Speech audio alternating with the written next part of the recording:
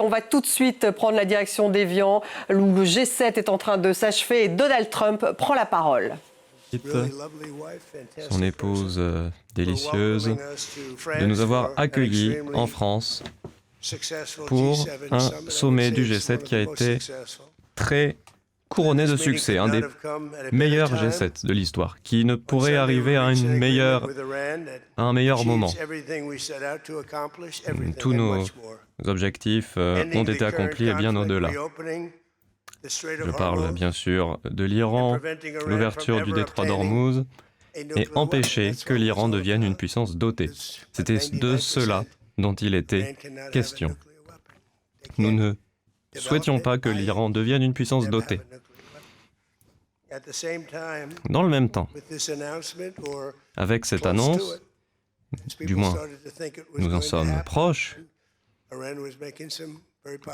alors que l'Iran faisait des déclarations à l'emporte-pièce, le marché, la bourse, connaît une période de prospérité sans précédent. Les cours du baril de Brent s'effondrent. Ils ont complètement dégringolé. Maintenant, il est passé sous les 80 $. Et ce n'est que le début. S'il n'y avait pas eu d'accord, nous aurions pu continuer à bombarder l'Iran pendant 3 ou 4 semaines, pendant 2 ans même. Et jamais le détroit d'Ormuz n'aurait été réouvert. Les marchés n'auraient pas connu une telle prospérité. Bien au contraire, ils se seraient effondrés. Ça aurait été la pire crise depuis 1929, sinon plus. Les gens n'ont pas tendance à s'en rendre compte, parce que cet accord, il a été difficile. Si je n'avais pas tué le général Soleimani, nous n'en serions pas là aujourd'hui. Cet accord, il était nécessaire et ce général, c'était un génie du mal. Beaucoup de gens l'ont oublié. Beaucoup de durs ont été à la tête de l'Iran. Mais bon, ces derniers jours ont été l'occasion d'évoquer de nombreux détails sur cet accord avec nos amis et nos alliés, les nations du G7, mais aussi d'autres chefs d'État et de gouvernement. Il y a eu le Premier ministre indien, M. Modi, avec qui j'ai pu avoir une très bonne discussion fructueuse. Il n'y a pas une nation qui nous ait demandé de continuer à bombarder l'Iran. Aucune. J'ai l'honneur et la grande joie de dire que ces 2 journées ont porté leurs fruits. Il y avait la possibilité de bombarder l'Iran. Mais l'Iran n'a plus de marine, plus d'armée de l'air, ils n'ont plus de défense antiaérienne, ils n'ont plus de leader. Mais je crois que maintenant il y a un nouveau leadership en Iran, une équipe tout à fait intelligente et moins radicale. Je pense que cette nouvelle équipe gouvernementale aime son pays. On a parlé de changement de régime, personne n'ose le dire, mais je peux vous dire que la première équipe gouvernementale et la deuxième ont été éliminées, et la troisième est bien meilleure. Je pense, pour être tout à fait franc, qu'il y a un changement de régime en Iran et que les Iraniens, du moins au gouvernement, se comporteront différemment. Je ne voulais pas me retrouver dans une situation de catastrophe économique. Nous aurions pu continuer, mais à chaque fois qu'on parlait de la possibilité d'une paix, les marchés répondaient positivement. Et quand nous bombardions, les gens et le marché ne l'aimaient pas. Il n'y a pas de meilleur indicateur que le marché et la bourse. Et moi, bien sûr. Qu'en pensez-vous, Scott? Est-ce que le marché est un meilleur indicateur que vous? Oui. Oh là là, quelle déclaration! La bourse est donc un formidable indicateur. Et à chaque fois que nous disions quelque chose de fantastique, comme « il va y avoir un accord », le marché y répondait favorablement, et vice-versa. Le marché, à chaque fois que nous annoncions des bombardements, chutait. Ça en dit long. Vous savez, j'ai pu échanger avec différents présidents, des bons, des moins bons. J'ai connu des très mauvais présidents également, celui juste avant moi, aux États-Unis.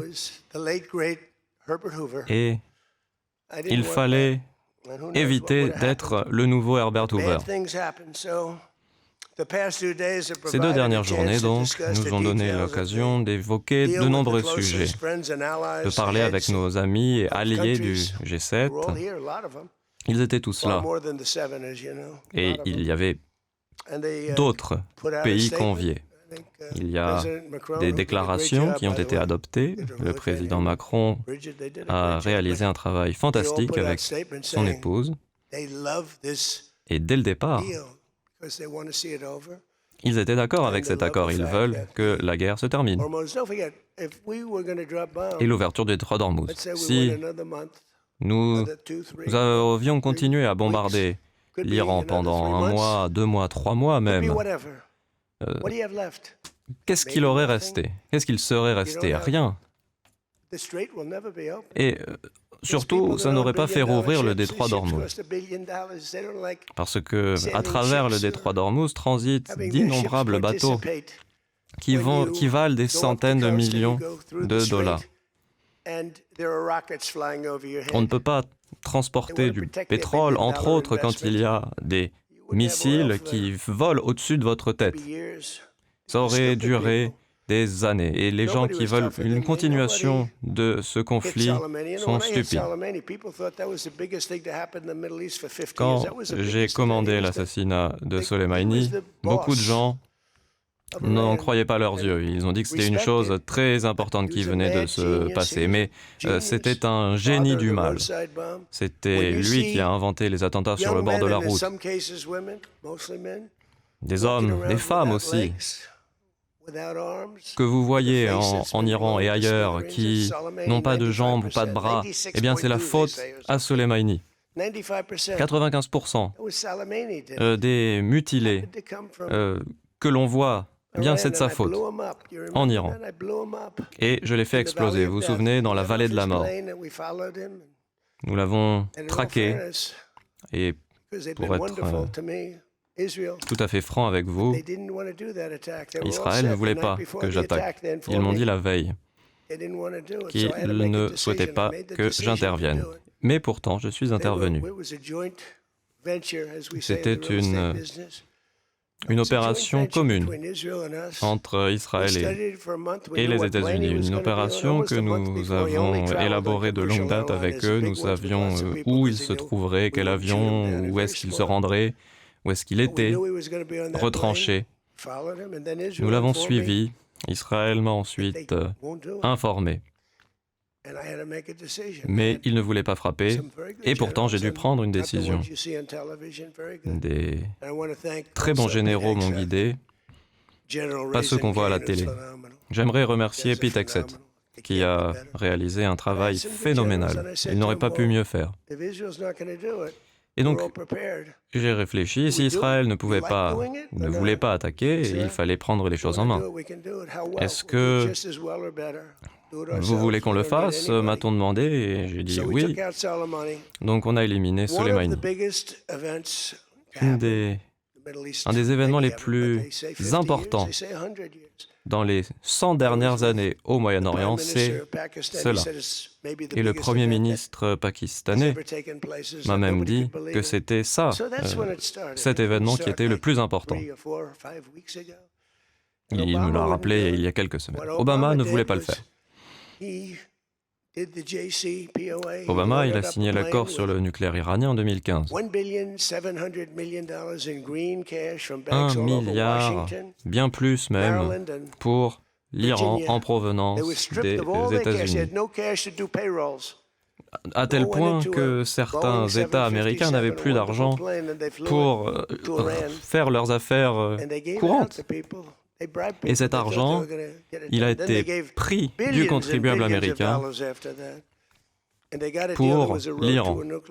Et c'était, en fait, la voie pour que l'Iran devienne une puissance dotée. Et je voyais les démocrates qui en parlaient tout le temps. Cet accord, il est bon, disait-il. Mais légalement, ça revenait à ce que l'Iran devienne une puissance dotée. Et Bibi Netanyahou, c'est un homme bon, parfois il s'excite un peu, bon. Mais bon, notre partenariat a été exceptionnel, il a été un très bon Premier ministre. Bon, alors il y a une dispute avec lui sur le Liban. Je lui dis, vous n'êtes pas obligé de bombarder des bâtiments. Mais bon, nous sommes des bons partenaires, lui et moi. Il s'était rendu à l'époque aux États-Unis pour demander à Obama d'intervenir sur le nucléaire iranien et cet accord de 2015. Obama ne l'a pas écouté. Bibi est allé au Congrès même. Mais il y a eu cet accord terrible. Cet accord terrible pour Israël. Et on en est resté là, jusqu'à ce que j'arrive et que je mette un terme à cet accord sur le nucléaire iranien. Vous savez, pour certains pays, il faut des centaines d'années, pas quelques 8 ou 9 ans pour que les choses évoluent. Et d'ailleurs, si je n'étais pas intervenu, la situation aurait été bien pire. Il n'y aurait plus d'Israël, plus de Moyen-Orient. Vous avez vu les images, tous ces missiles. Ils ciblaient ces endroits, le Qatar, l'Arabie Saoudite, les Émirats Arabes Unis. Réfléchissez-y, le Bahreïn, Koweït. Tous ces États ont été frappés. Mais moi, je ne m'y attendais pas. Personne ne s'y attendait. Ils voulaient, l'Iran, éliminer tout le Moyen-Orient, y compris Israël. Et s'ils avaient eu l'arme nucléaire, ils l'auraient utilisée quelques minutes après que la bombe soit opérationnelle. Tout ça, c'est donc le résultat de la catastrophe de Barack Hussein Obama, le JCPOA, le pire accord de l'histoire de l'humanité, aussi d'un point de vue économiquement. C'était vraiment un accord très dangereux. Il a tout donné à l'Iran, y compris beaucoup d'argent. D'ailleurs, nous allons vous donner plus d'informations, vous pourrez le lire, ce protocole d'accord, mais cet accord, il est vraiment très bon. En effet, nous ne permettrons jamais à l'Iran de devenir une puissance dotée. Et l'Iran a donné son accord, vous le verrez très clairement.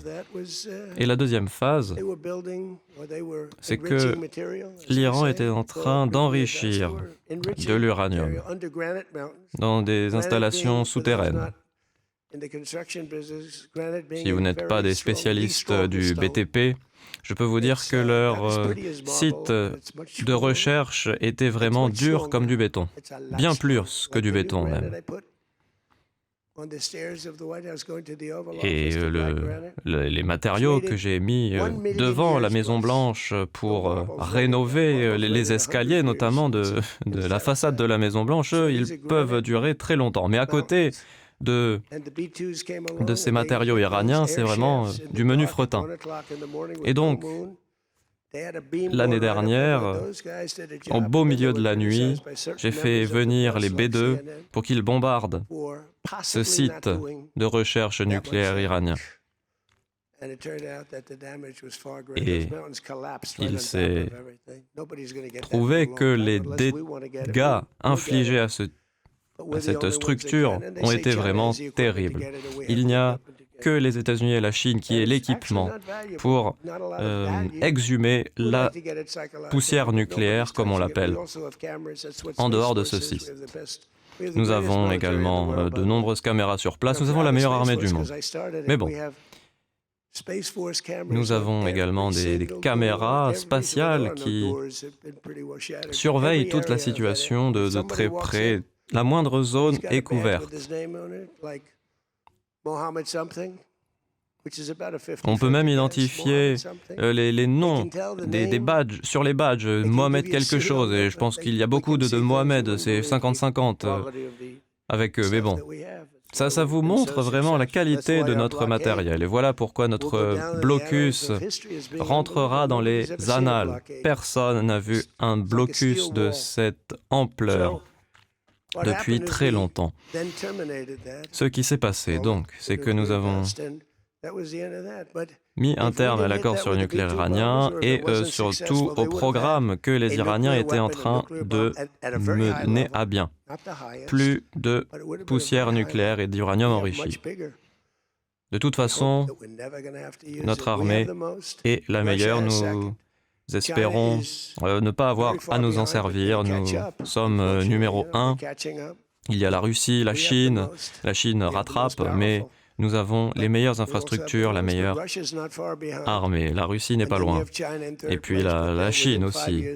Et d'ici 5 ans, je pense que ce sera une nouvelle donne. Mais nous n'avons pas besoin de tout ça. Nous n'avons pas besoin d'annihiler le monde 3 fois. Je parle du nombre d'ogives, bien sûr. Mais certains seraient prêts à annihiler le monde, mais pas nous. Bref, cet accord atteint avec l'Iran dimanche dernier sera signé, peut-être demain, peut-être après-demain. Toute ma vie, ça a été des accords. Beaucoup de choses complètement saugrenues ont pu se produire avec des accords. Mais des accords, ce sont des garanties. Parfois, il y a des accords qui semblent impossibles et puis ils sont quand même signés. C'est souvent le cas. Quoi qu'il en soit, nous allons sans doute le signer, cet accord. L'Iran se comporte de façon tout à fait convenable. Ils ont été ciblés 2 fois la semaine dernière, mais l'important c'est que l'Iran était d'accord avec nous pour ne pas produire d'uranium enrichi ou de bombes nucléaires. Ils se sont engagés à ne pas développer de bombes nucléaires. C'était dur à leur faire avaler ça. Et qu'est-ce qui se serait passé si quelqu'un achetait ces matières enrichies à l'Iran? Ce serait terrible. On ne peut pas se permettre que l'Iran devienne une puissance nucléaire. Certains pays seraient annihilés. Mais je voulais donc que les développements, l'achat de matières nucléaires figurent texto dans l'accord. Vous verrez. J'ai envoyé également une copie à Israël. Un très bon partenaire. Et je le répète. Mais je pense qu'ils peuvent encore faire mieux, notamment sur la question du Hezbollah. Je ne dis pas qu'ils ne doivent pas se défendre, mais quand il y a 2 drones qui vous ciblent dans le désert, vous n'êtes pas obligé de cibler un immeuble de Beyrouth. Mais bon, j'aime beaucoup Israël, ils ont été des très bons partenaires, mais je pense qu'ils peuvent faire un meilleur travail quant à la situation avec le Hezbollah. Et j'ai une grande pitié pour le Liban, un pays d'une grande culture avec des universitaires, des docteurs qui ont été le phare du Moyen-Orient pendant des années, voire des siècles. Mais depuis 50 ou 60 ans, ils ont été rossés. Ils ont vécu l'enfer.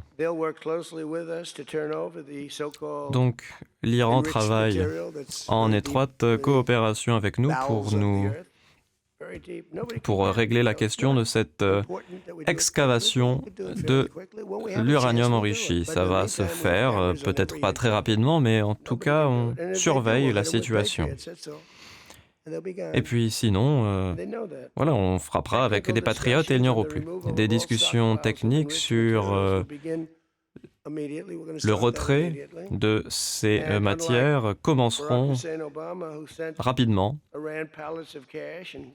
Barack Hussein Obama avait envoyé à l'Iran d'innombrables quantités d'argent et On ne procédera pas de cette façon. Certains voudront peut-être investir. Ça ne sera pas facile, hein. Mais bon, moi, je n'ai rien contre être dur, mais investir dans un pays, oui, on peut, mais pas partout. L'Iran a besoin d'investissement. Et nous avons 1000 milliards, 2000 milliards de dégâts que nous avons causés. Donc il va falloir que des gens aident là-bas. En tout cas, il n'y a pas de garantie d'aide, hein. Ça pourrait être leurs voisins qui aideraient l'Iran. Mais en tout cas, ce sont des sommes considérables, liées bien sûr à l'ampleur des dégâts que nous avons infligés. Il y a eu des fake news. Un homme bon sous tout rapport, a été l'objet d'une infox, donc n'y prêtez pas attention. Nous, voilà,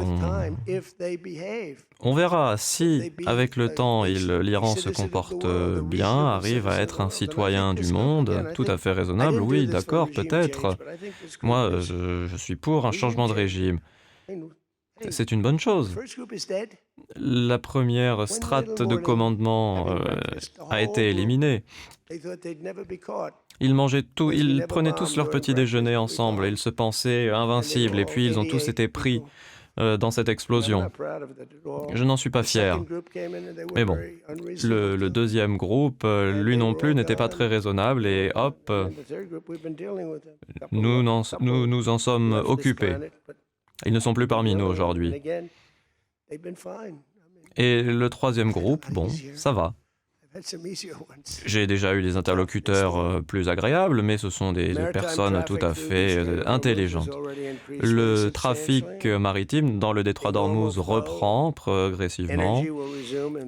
Les flux énergétiques et d'hydrocarbures reprendront dans les prochains jours. La bourse y a réagi favorablement et je pense qu'elle continuera à augmenter.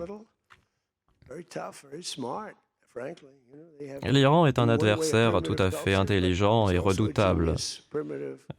Une culture géniale, presque primitive. Ils savent très très bien négocier, mais nous aussi. Donc, on ne va pas connaître une dépression. On va pas être un pays avec un président comme Herbert Hoover cette fois, ou Nixon, mais vraiment, un mauvais président, c'était Hoover, parce qu'il a augmenté les impôts, les taux d'intérêt trop rapidement, il a tout fait au même moment, et tout s'est effondré, avec la Grande Dépression. Donc moi, je ne me tromperai pas, je pense. J'ai même fait l'inverse, avec des allègements fiscaux considérables aux États-Unis. Donc nous allons travailler avec les pays du Golfe autour de questions non nucléaires, c'est-à-dire le programme balistique. Il faut quand même les aider. On ne peut pas tout faire. Il y en a que j'aime bien, mais bon... Il y a des gens qui me disent oui, il ne faut pas que l'Iran ou que quelques pays n'aient pas de missiles du tout. Bon, alors qu'est-ce qu'ils peuvent avoir, qu'est-ce qu'ils ne peuvent pas avoir? Oui ou non? On ne peut pas travailler comme ça avec ces gens. Non, les missiles, c'est pas le problème. Bon, ils peuvent frapper, oui, mais ils ne peuvent pas mettre la planète à feu et à sang ou la faire exploser complètement. Donc il y a cette question-là dont on parlera, entre autres. Nous évoquerons par ailleurs les proxys terroristes. Non, ça, nous ne souhaitons pas que cela se produise, mais j'aimerais remercier nos partenaires, le Pakistan, le Qatar, qui ont travaillé d'arrache-pied. Et ils me connaissent, je les connais, notamment, voilà, le Pakistan, le Qatar. Le Qatar, notamment, un très bon échange. Quand je me suis rendu là-bas, Et quand j'ai fait le voyage entre le Qatar et l'Arabie Saoudite, et puis ensuite les Émirats Arabes Unis, j'ai pu rencontrer leurs chefs d'État et de gouvernement. Et d'ailleurs, en Arabie Saoudite, le père est encore vivant, il est toujours fantastique, et son fils est vraiment à son image, le prince. C'est vraiment un prince héritier, un grand combattant. Et qui c'est qui bombardait la semaine dernière? Je m'interrogeais, et c'était eux. Mais bon, je connais leur gouvernement très bien. L'Iran était une menace pendant de trop nombreuses années. Rien ne se passait jusqu'à ce que j'intervienne. Et l'Iran en a profité, s'est engaillardi. Nous les avons frappés la première fois, la deuxième fois. Si nous ne l'avions pas affronté, ils auraient été inarrêtables. Il fallait que j'intervienne. On aurait dû intervenir il y a des années. Ça aurait été bien plus aisé. Il y aurait eu moins de puissance de feu mobilisée. Enfin bon, j'aimerais remercier tous ces pays, remercier Israël, Bibi Netanyahou. Donc bien sûr, cette percée n'aurait été possible sans l'impression laissée par les États-Unis sur le régime. Ça a commencé avec la mort de Soleimani. C'était vraiment quelque chose d'important. Aucun président dans l'histoire n'a été plus dur vis-à-vis de l'Iran que moi. Et d'ailleurs, s'ils ne respectent pas l'accord, d'ailleurs, nous l'avons écrit noir sur blanc dans le protocole d'accord, nous serons presque contraints de reprendre les bombardements. C'est écrit. Donc je vous le dis, l'accord signé par Obama, c'était la voie ouverte pour que l'Iran devienne une puissance dotée. Donc appelons donc cet accord l'accord Trump, qui empêche que l'Iran devienne une puissance dotée. Cet accord, il énonce très clairement la situation. La priorité numéro 1, le détroit d'Ormuz, mais bon, ça c'est peut-être moins important que la question du nucléaire. Il fallait une déclaration claire et nette. L'Iran ne peut pas devenir une puissance nucléaire, ni dans 5 ans, dans 10 ou dans 20 ans. Avec Obama, l'Iran a pu développer son programme d'enrichissement nucléaire très rapidement. Mais cet accord représente une bonne opportunité, avec un chemin de coopération. Et si l'Iran s'en tient au terme de l'accord, le pays a une chance de survivre. Mais réfléchissez-y. Il y a 91 millions d'Iraniens. Beaucoup de gens qui ont souffert. Et j'ai été contraint de bombarder leur plus grand pont, là-bas, l'équivalent du pont George Washington en Iran. Et nous avons bombardé ce pont. Une frappe rapide, efficace, un F-22, le plus beau avion de chasse que j'ai jamais vu. Nous avons dû faire appel à cet avion de chasse parce que c'est vraiment un joyau militaire. Nous avons également des bombardiers B-2. Qui eût cru que ces bombardiers remplissent aussi bien leur mission? Ce sont des bombes extrêmement lourdes, des charges explosives qui pèsent des centaines de kilos. Des avions qui sont complètement furtifs. Ils ne peuvent pas être repérés par les radars. Et l'Iran, bien sûr, les attendait, ces avions, au tournant, mais ils ne les ont jamais vus arriver au beau milieu de la nuit. Ils sont furtifs. Et en plus de cela, il va y avoir une version améliorée de ces B-2. Comme je l'ai expliqué aux leaders du G7, j'ai bon espoir que cet accord de paix soit le début d'un accord plus vaste dans le Moyen-Orient, dans la continuité de ce qui s'est passé à Gaza. Regardez, le Hamas a été très discret.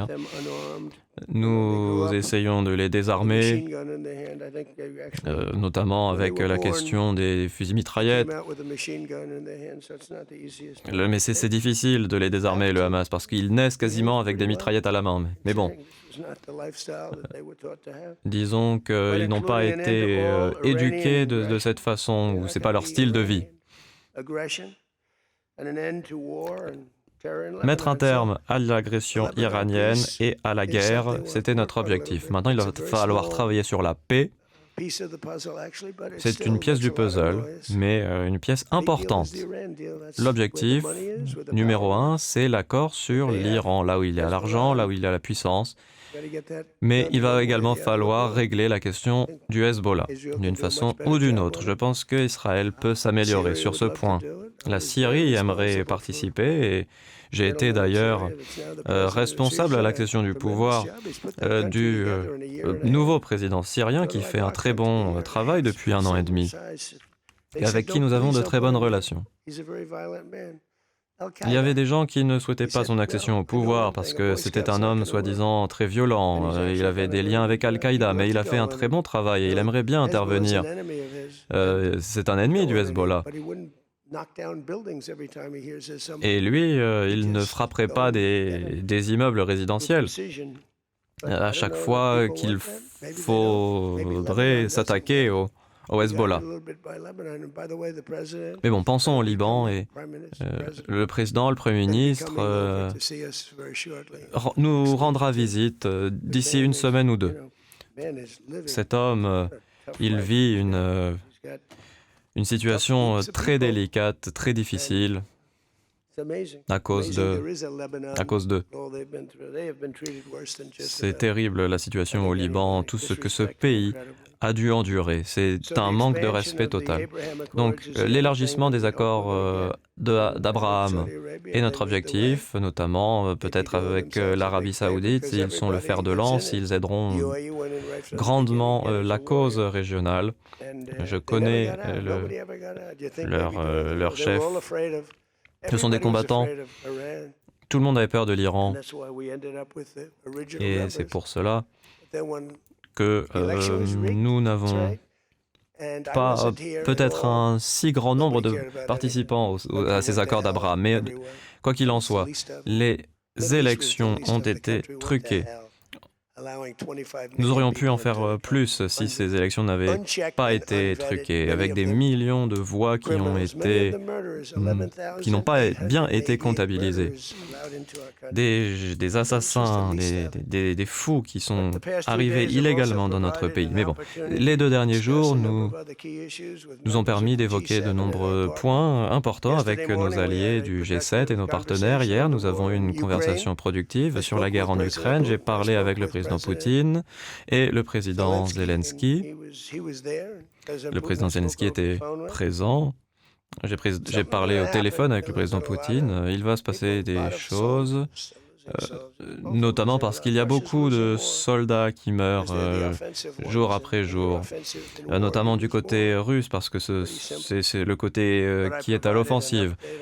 Mais dimanche, j'ai eu l'occasion d'appeler le président Poutine. J'ai exprimé l'espoir que j'ai vis-à-vis de lui. C'était une discussion tout à fait intéressante et productive. Ils veulent faire quelque chose, les 2 présidents, mais ils ne savent pas comment.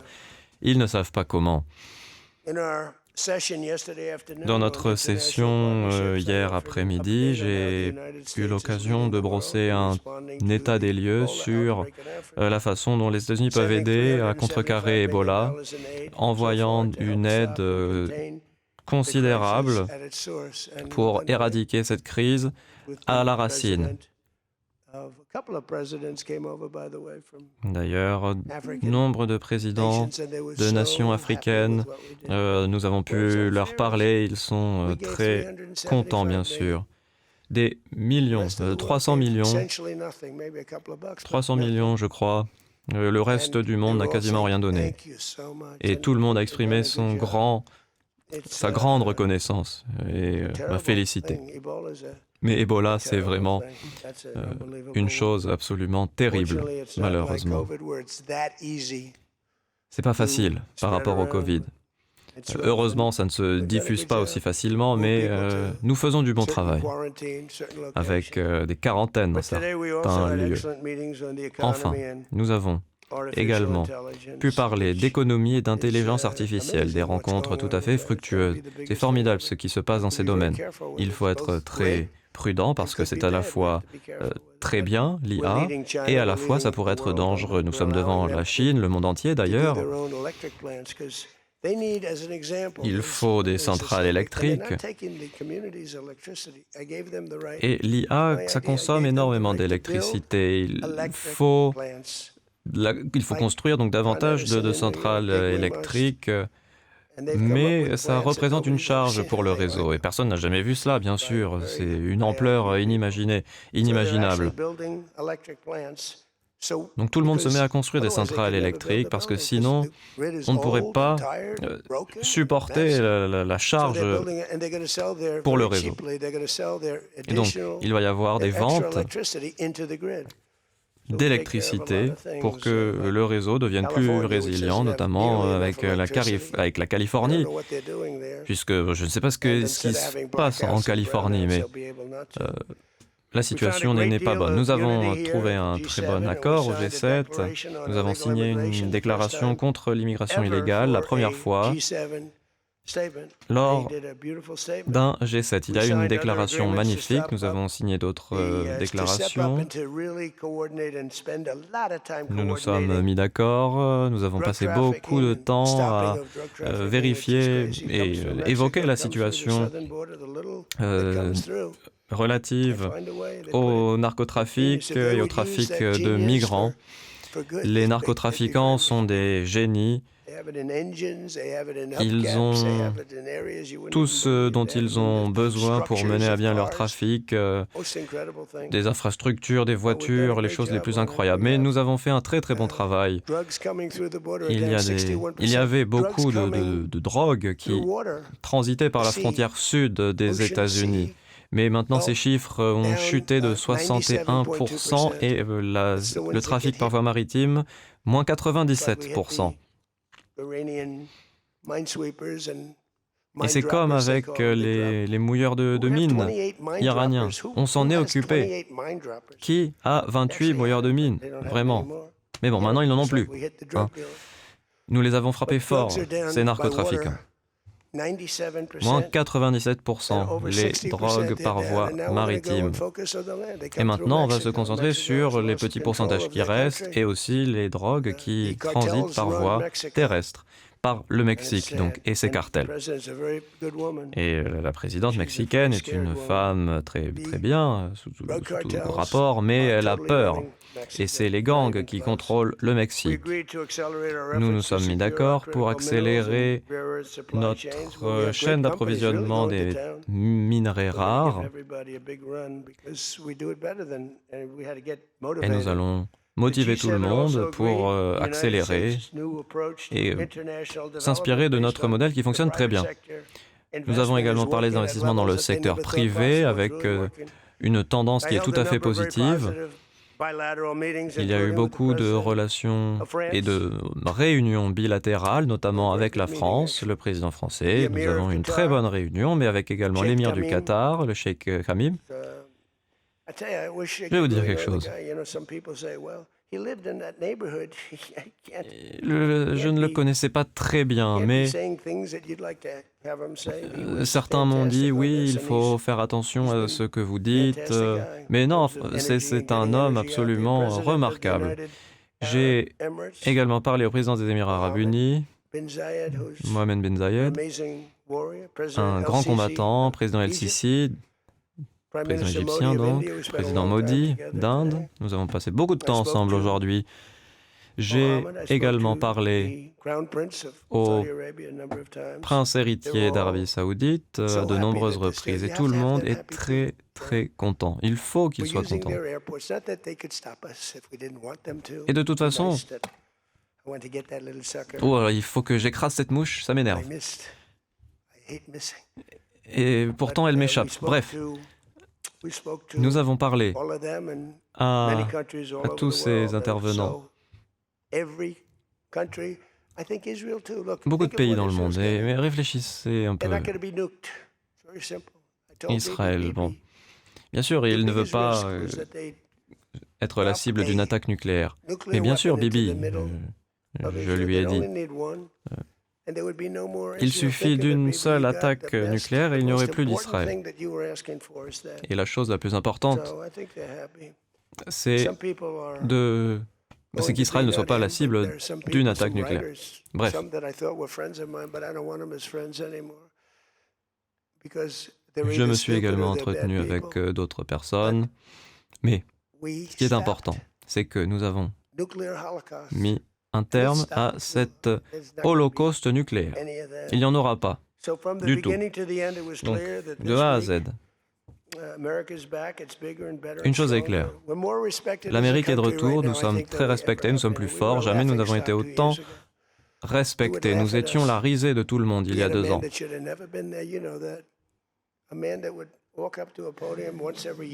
C'était un président qui venait au podium une fois par an et on lui disait « Alors, t'aimes quoi comme parfum de glace ?» Il disait « J'aime bien la vanille. » Puis il disait pas grand-chose. Et puis la presse a dit qu'elle ne s'était pas rendu compte de son déclin, donc on ne peut pas que cela se reproduise. On avait la pire inflation, les pires prix. Et tout est en train de baisser avec le cours du pétrole qui est en baisse. Je me réjouis du dîner que j'aurai ce soir avec le président Macron et son épouse au palais de Versailles. Je sais qu'il y a plein de dorures là-bas, donc je suis ravie de voir ça. C'est certainement l'endroit le plus joli au monde. Bon, pour les journalistes qui viennent avec moi, je pense que vous le verrez de vos propres yeux. Et je vais peut-être rester à Paris un petit peu plus longtemps, ou du moins je vais rentrer tard, mais bon, c'est pas grave, je serai à Paris. Et c'était Louis XIV. Et donc nous, on va célébrer le 250e anniversaire. Il y aura les gens les plus importants d'Europe au dîner. Ces gens-là adorent notre pays. Il y a beaucoup de difficultés ici en Europe au niveau de l'énergie et de l'immigration, donc on va en parler un peu ce soir. Cela dit, si vous voulez poser des questions, c'est le moment. Allez-y. Posez aussi des questions aux personnes qui sont avec moi. Bonjour. Président Trump, vous avez été clair, les États-Unis ne vont pas payer directement l'Iran, mais les États-Unis vont laisser l'Iran leur permettre de gagner de l'argent en vendant du pétrole. Seulement si les choses se passent bien. Non, nous, on ne va rien faire du tout, en fait. On ne fournit pas d'argent. Seulement si l'Iran se comporte bien. S'il se comporte bien et si les gens veulent investir, pas de souci. Mais il y a ce fonds de 300 millions de dollars, de milliards de dollars. C'est seulement si les choses sont bien faites. Quand on parle de milliards de dollars, vous savez qu'il y a plus d'1 millier de milliards de dollars de dégâts. Donc, vous imaginez la reconstruction. Donc, il faut qu'ils se comportent bien. Dans la négative, on repasse en bombardement. Ils vont devoir passer beaucoup de temps à reconstruire leur système antiaérien. Ça va prendre du temps. Donc, lorsque j'étais avec le président Xi, il est resté complètement neutre. Et j'ai bien apprécié cela. Et Vladimir Poutine, lui aussi très neutre sur la question. Ils auraient pu nous rendre la tâche bien plus difficile. Et tout le monde dit « Oh, c'est terrible !» Et il est en train de parler au président Xi. Écoutez, quand vous lui parlez, ils ont des systèmes anti-roquettes, anti-missiles qu'ils auraient pu fournir. Alors je lui ai dit « Bon, ce serait très gentil si vous ne vendiez pas ce type d'équipement à l'Iran. » Et vous savez quoi? Pour la plupart, il ne l'a pas fait. Il s'est tenu à sa parole. Il nous a grandement facilité la tâche. Comment expliquer donc la différence entre donner à l'Iran de l'argent et dégeler les dollars? Dégeler, c'est facile. On a saisi une grande partie de leurs fonds et cet argent, et là, ce n'est pas notre argent à nous, c'est leur argent à eux. Et on a gelé ces actifs. Et à un moment, il faudra bien le rendre. Sinon, il y aurait des problèmes d'investissement dans le dollar. Bon, j'y ai réfléchi, je ne suis pas la personne la plus parfaite au monde. Je me suis dit, bon, on n'a qu'à garder leurs sous. À quoi ça sert de leur rendre? Mais certains pays avec lesquels on n'est pas forcément d'accord, ont le dollar, mais le dollar est très fort. Il ne faudrait pas qu'il y ait un conflit. Et les États-Unis prennent l'argent. Un sage a dit en janvier 2020, l'Iran n'a jamais gagné de guerre, mais n'a jamais perdu une négociation. C'était qui? C'était Donald Trump. Ah oui, c'est bien ce qui me semblait. Alors comment est-ce que vous pouvez convaincre le public américain sceptique que cet accord... là, ils ont perdu sur le plan militaire. C'est très difficile. Je sais que... D'ailleurs, si ça avait continué 3 ou 4 semaines, les mêmes qui nous critiquent maintenant auraient dit c'était trop long. S'ils avaient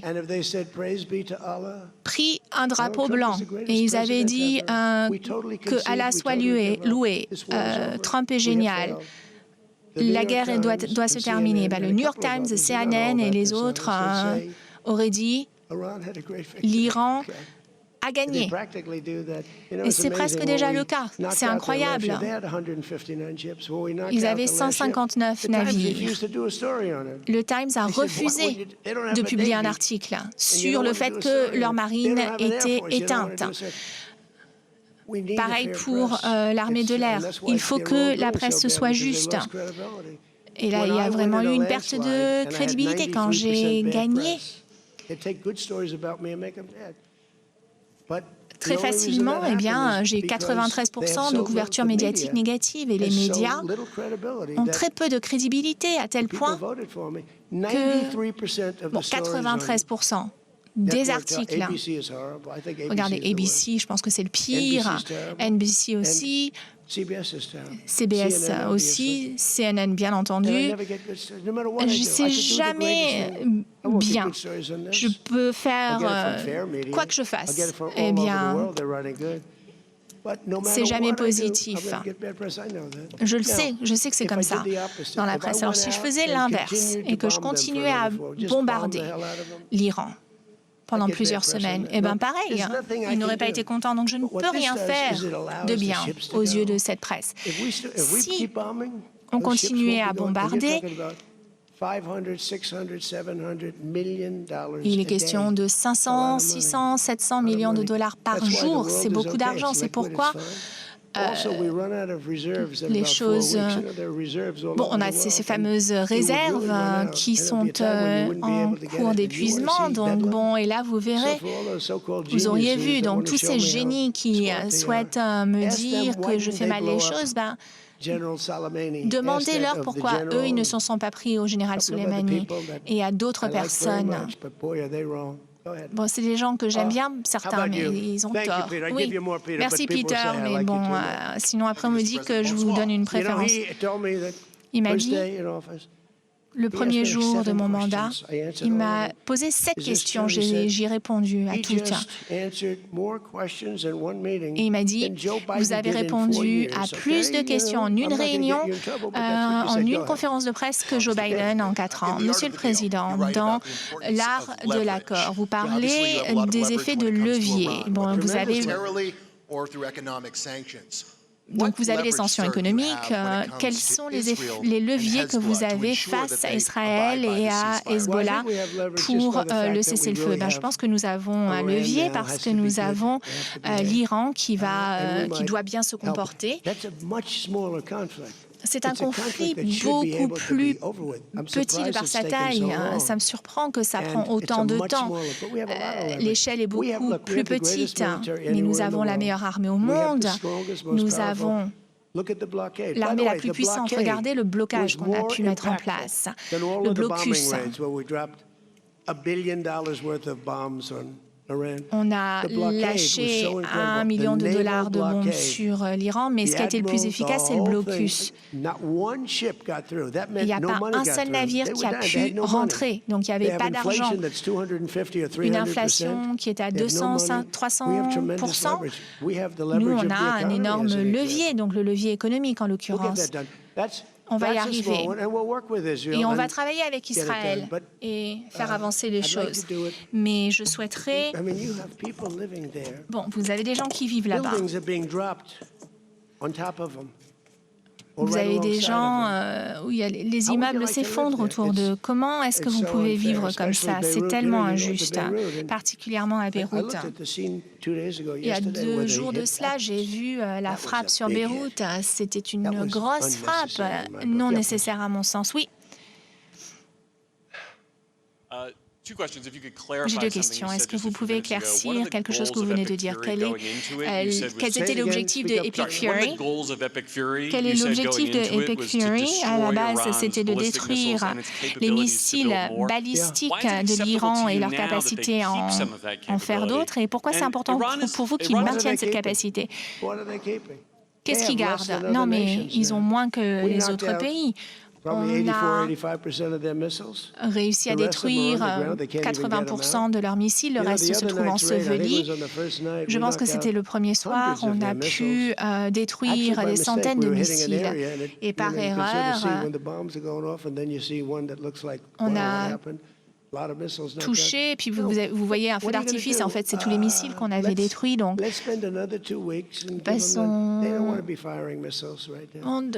donnons-leur encore 2 semaines. Ils n'ont pas envie de lancer des missiles. Ils veulent reconstruire et ça va être difficile. Et s'il y a des gens qui veulent investir, eh bien, c'est possible, il y a du pétrole, mais bon, c'est quelque chose qui va prendre du temps. Mais qu'est-ce qu'on va faire avec ces 91 millions d'habitants? Les laisser mourir de faim? Une chose qui m'importait beaucoup, c'était ces fameuses usines de dessalination de l'eau. J'aurais pu les réduire en ruine très rapidement. Mais bon, je ne voulais pas ruiner le marché international aussi au niveau du pétrole, mais j'aurais pu aussi toucher ces usines et je ne voulais pas. C'était une mauvaise chose. Cela aurait pu causer aussi, mener à une dépression économique au niveau mondial.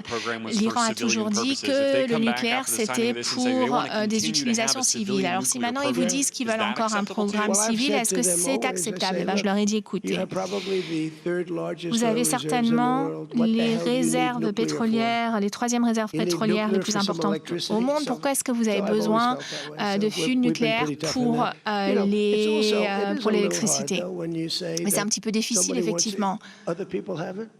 Vous voyez d'autres pays qui ont quelque chose, les pays avoisinants également, et eux, ils ne peuvent pas. Bon, oui, c'est un petit peu difficile. Il faudra faire recours au bon sens. Le New York Times, vous avez la parole. Merci, Monsieur le Président.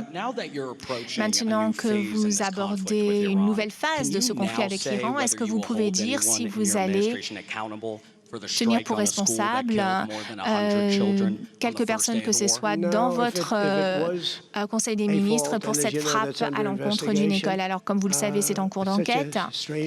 C'est une question très bizarre à poser là maintenant parce que ça fait longtemps, personne ne l'a fait exprès. Qu'en est-il des milliers de soldats qui ont été tués par l'Iran? Toutes les personnes qui ont été tuées par l'Iran, ce sont des erreurs qui sont commises. C'est dur la guerre. Je sais que c'est en cours d'enquête toutefois et on pourra vous donner un rapport demain ou plus tard. Je demanderai à Pete en fait. Il faut lui poser cette question à Pete parce qu'il y a une enquête en cours. Oui, allez-y. Monsieur le Président, vous parlez de cet accord comme étant une garantie permanente contre l'obtention d'une arme nucléaire, mais les projets de documents que nous avons vus n'en parlent pas. Comment est-ce que cela se fait? Alors j'ai dit de façon permanente, oui, il faut que ce soit permanent. parce que si ils ne respectent pas, eh bien, c'est retour au bombardement comme mardi et mercredi soir. Et j'allais le faire le jeudi également, 3 fois plus en fait, ils le savaient. Donc ça, c'est avec moi à la tête des États-Unis. Mais si vous avez un autre président faible, pathétique, eh ben, ce sera peut-être différent. Mais bon, il me reste à peu près 3 ans. C'est vrai que le temps passe vite, mais notre pays est le pays le plus respecté au monde. Les gens me disent, vous étiez la risée du monde, et maintenant vous êtes le pays le plus respecté au monde.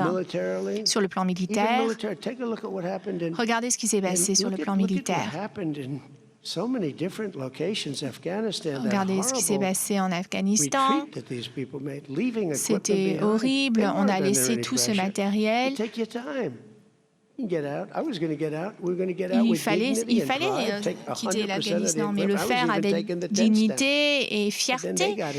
Et puis bon, ça s'est fait de manière précipitée en laissant tout ce matériel.